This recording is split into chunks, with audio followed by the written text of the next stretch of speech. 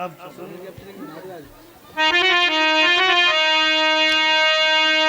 अरे भारत माता तुम्हें मनाता,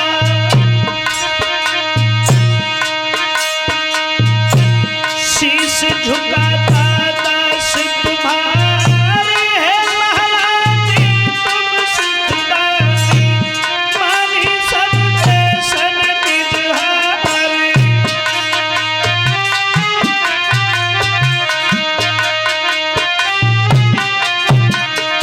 कलश वाली कन्याएं बाहर आ जाए। अरे मैं गुणगान तुम्हें मनाऊं, राखो आज के मान हमार, कथा कर गिल किया कहीं रक्षा कर रज में सजनार।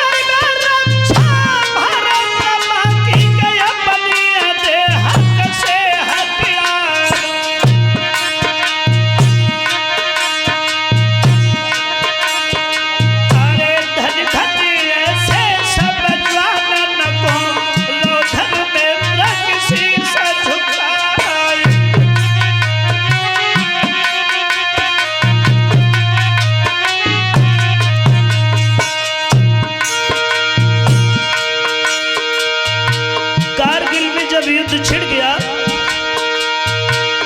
फौजी भाई जो छुट्टी पे थे, जब उनके लिए परवाना आया है तो उनकी अर्धांगिनी कहती हैं,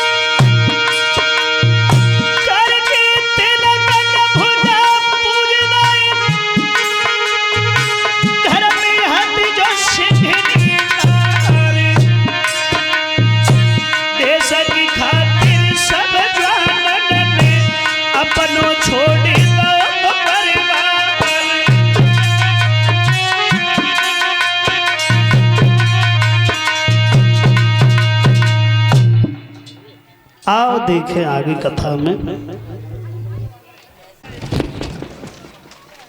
और इंद्र जब क्रोध में आया है तो उसने मेघों के राजा को बुला करके कहा कि तुम जाओ, इतनी घनघोर वर्षा कर दो कि वृंदावन बह करके यमुना में चला जाए। और कहने की देर थी। श्रोता बंधुओं, बादल गरज रहे हैं, बिजली चमक रही है, पानी, अरे पानी भी बरस रहा है वहां। अरे घना घोर घटा गहरानी,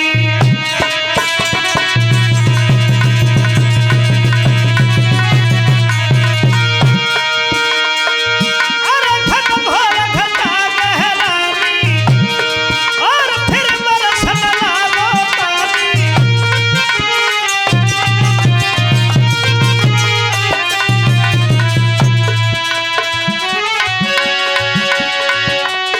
कर लो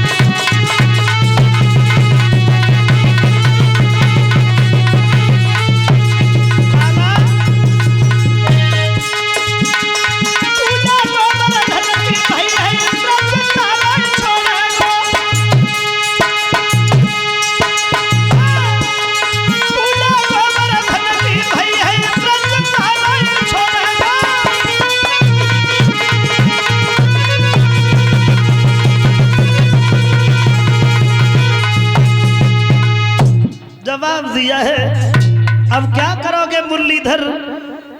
तो कन्हैया कहने लगे, जिसका पूजन किया है वही तुम्हारी सहायता भी करेंगे। और उसी समय सब लोग भाग करके गोवर्धन के पास में गए और गोवर्धन से जाकर के दोनों हाथ जोड़े। भगवान कहने लगे, हे गोवर्धन महाराज, मैंने इंद्र का पूजन छुड़वा करके तुम्हारा पूजन कराया है। अब इंद्रदेव हमसे नाराज हो रहे हैं, तुम हमारी सहायता नहीं करोगे।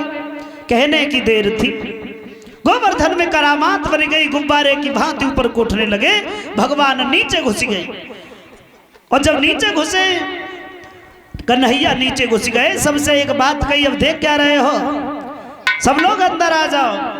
बोले अब नीचे आ जाओ, गिरपति महिमा दिखलाते हैं। देखो बे आप छत्र बन के अब नीचे हमें बुलाते हैं। सब लोग गोवर्धन के नीचे घुस गए, लेकिन पानी बरसना बंद नहीं हुआ।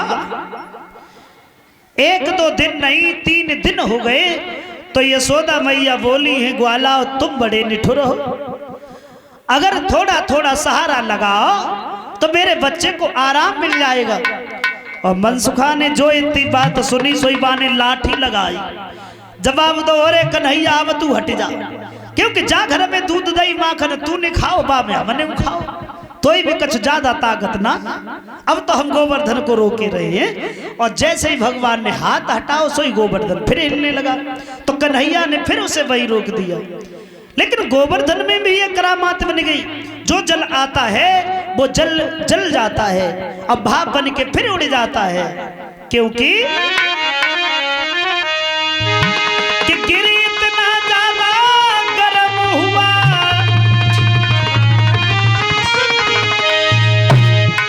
गिरी इतना ज्यादा गर्म हुआ, जो बूंद भी नहीं थे आती है भैया, बूंद भी नहीं थे आती है। हर धार भाप बनी जाती है, हर धार भाप बनी जाती है, आते आते जल जाती है, आते आते जल जाती है।